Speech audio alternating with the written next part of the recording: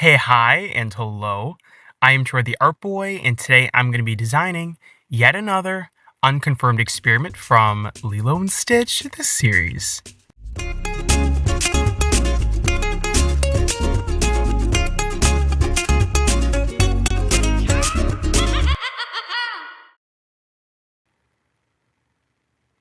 So, I'm back. Well, for now. Maybe forever. Probably just for now.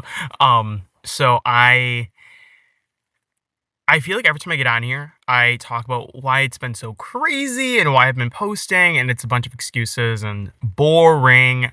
However, things have just been so crazy, and I've been in this like weird, like artist block uh, phase for the past few months too, where I just don't feel very creative. I'm still working on this big project, and I have been consistently throughout, but that's really the only thing I've had energy to do.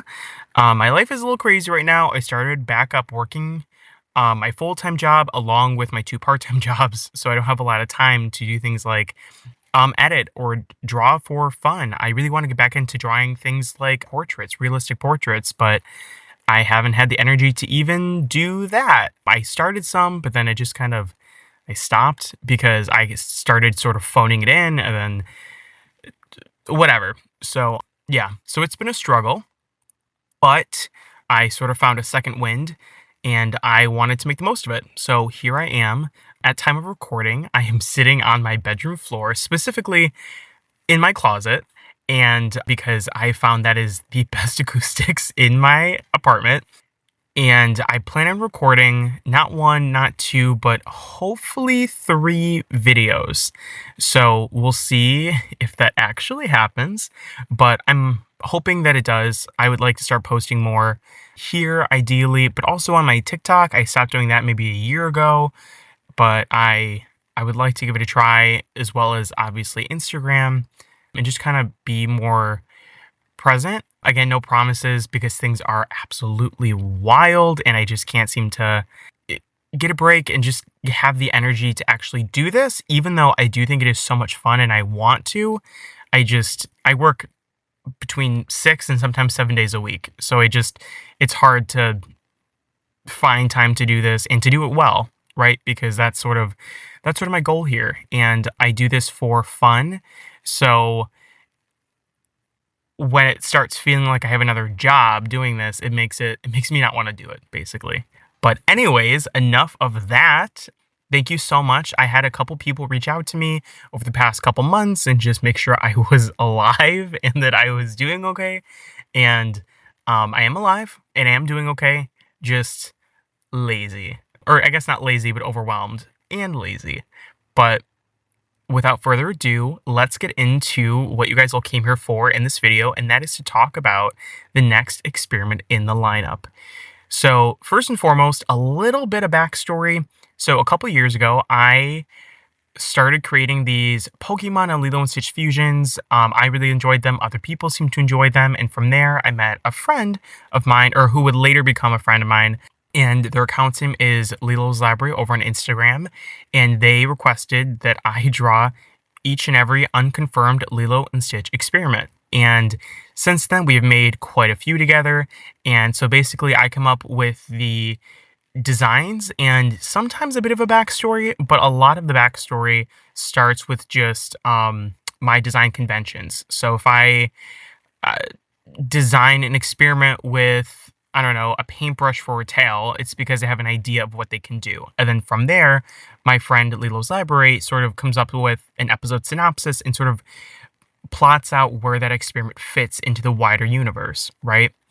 So, I have pretty much free reign to do whatever I want. There are a couple in canon sort of safeguards, and those include things like how the first 100 experiments are all categorized as being household helpers. Now, some of those cousins maybe fall outside of those parameters, but generally speaking, that is the goal here.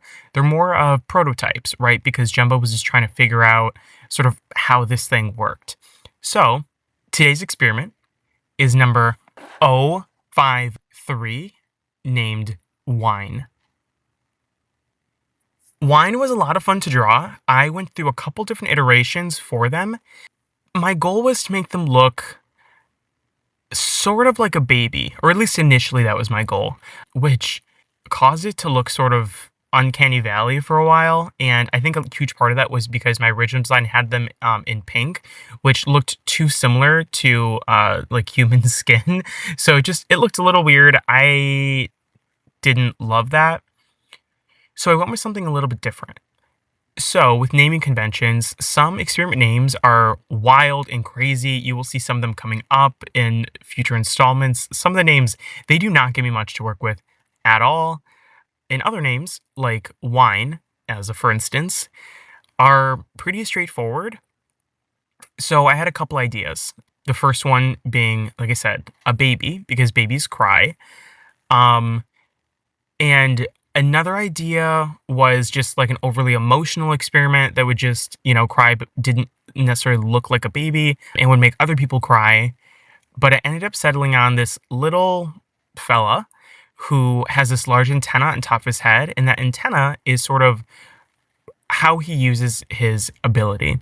So, first and foremost, his stature would be small because I want him to be sort of welcoming and not very intimidating. I gave him big Disney eyes because, again, I wanted him to be sort of welcoming. But what I also decided on, which was different than my early iterations, was that I gave him a smile because although he might make other people sad, he himself is honestly in a pretty good mood. So he walks around smiling. People might pick him up or they might, talk to him or get close because they think he's cute. But when he makes physical contact with someone via his hand, his antenna sort of shoots up and it glows blue. And from there, it makes people cry, complain, be more, I don't know, irritable. So, sort of an empath of an experiment, I guess. And yeah, I think that was fun and I think it worked as a design concept and something a little bit different than what I initially had, which I always like to sort of challenge myself in that way and not just go with most obvious idea that I have at that time.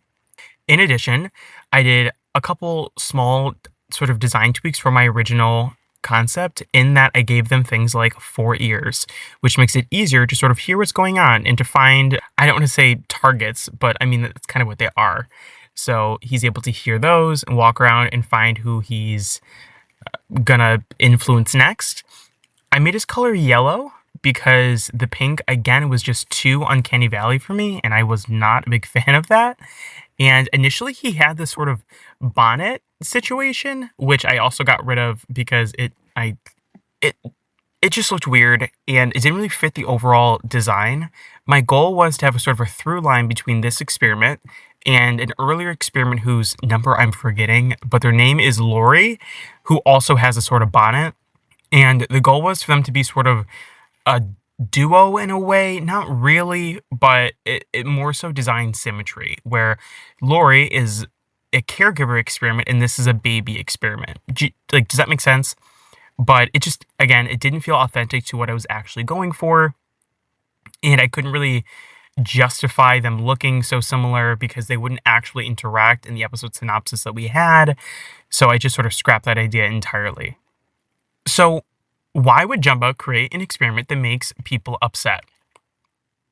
Because he's mean, but no, this was an error on his part. So essentially, the goal was to create an experiment that would actually absorb people's unhappiness and bitterness, and sort of like store that. But due to an error, it did nothing of the sort and instead sort of inflicted those sort of conditions on other people instead.